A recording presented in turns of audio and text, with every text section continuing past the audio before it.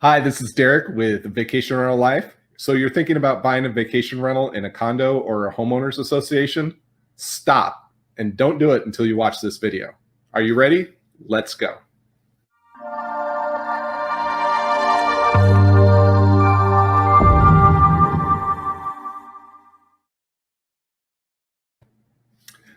Hi, this is Derek with Vacation Rental Life. And before I get into the 7 tips to do before you buy a vacation rental in an HOA or condo association, I want to make sure you know about the link down in the description that is for our Vacation Rental Life inventory list. So this will save you time and money in getting your vacation rental set up. Or if you want to double check to make sure that you have everything you need in your vacation rental, click the link down below.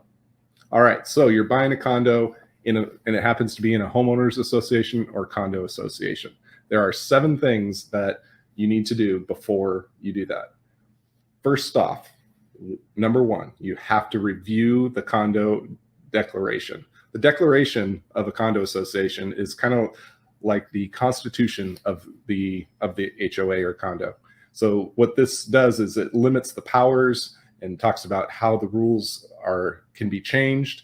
So this document, it could be the underlying document that gives you either the rights or take away the rights to rent on a short-term basis. And if that's currently allowed to do, you might have those rights taken away, and it'll talk about what it'll take to change those condo docs so that you can no longer rent as a short-term rental. So the second most important set of documents is the condo bylaws. So the bylaws often have to do with the running of the association.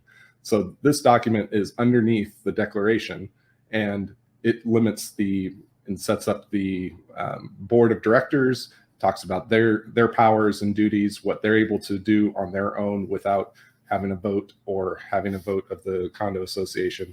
So the bylaws falls underneath the declaration. So you can't have a rule in your bylaws that actually contradicts the rules in the declaration. So that's why I always start with the declaration, then go to the bylaws. Next up are the house rules document. So this could be condo rules. It could be called the regulations.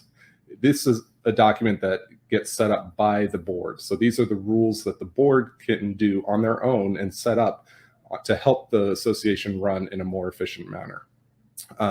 So those can be called several different things, but it's a very important document because it could give you a feeling while you are allowed to do a short-term rental, maybe there's some house rules that make it really hard to operate, such as in the condo building that I'm sitting in right now.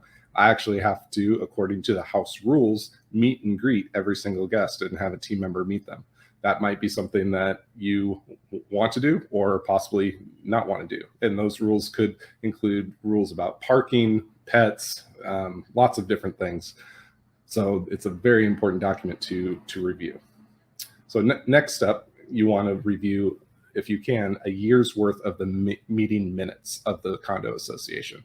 So these are the minutes of the board and their meetings with the association. And if you can, I've reviewed multiple years, but this can give you a lot of insight into what the condo is currently doing, maybe possible projects that are coming up, that expenses that might hit your bottom line, as well as there might be comments about complaints against short-term rentals if they're allowed. So these are things to be potential red flags for you. Next up, you want to definitely walk the property and talk to your neighbors. So walk through the property, talk to as many people as you can. If there's a person that works for the association, maybe at a front desk or anything, talk to them. Make sure that they are aware that you're possibly buying it as a vacation rental, and find out what they say. They might say something that makes you want to walk away, that, oh, we're actually looking at changing the rules, or that's not really popular in this building and here's why. So those are some things to definitely look out for. Some associations, they were purpose built to be short-term rentals, and those are obviously fine to buy in. But if you're buying in a market where maybe that isn't the case, you could run into problems down the line that'll affect your investment.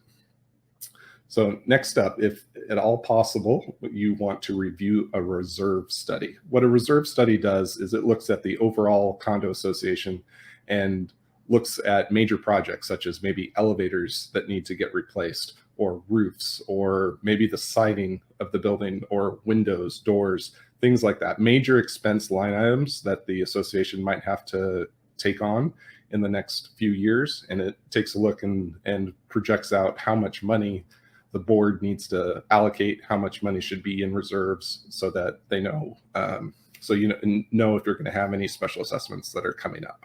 So this is a very important document. Some states require HOAs to do this every so many years. Other states don't require them at all. So if you can get your hands on a reserve study, this is important. And also, this is something that you can review when you're walking the property. You can take a look and notice, are the roofs in good shape? Is there anything that you might have to spend some money on down the road that is unplanned for? So next up, you want to look at the condo dues and the history of those, and any upcoming special assessments, or did they recently have a special assessment? So these are kind of tie in with that reserve study. You need to know how much money you might have to pay in increased dues, because some condos, maybe they have flat dues and they rarely increase them.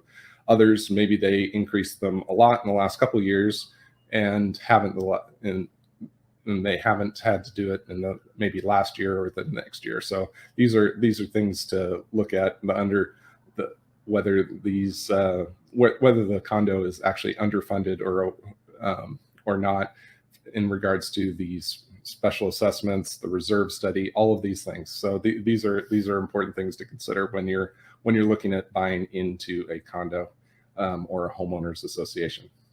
So for more great tips and tricks just like this, make sure that you take a look for our Vacation Rental Life Facebook group.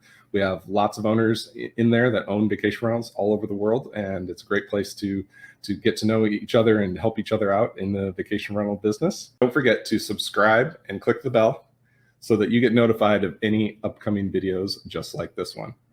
And as always, remember to work smart, not hard, and live your vacation rental life.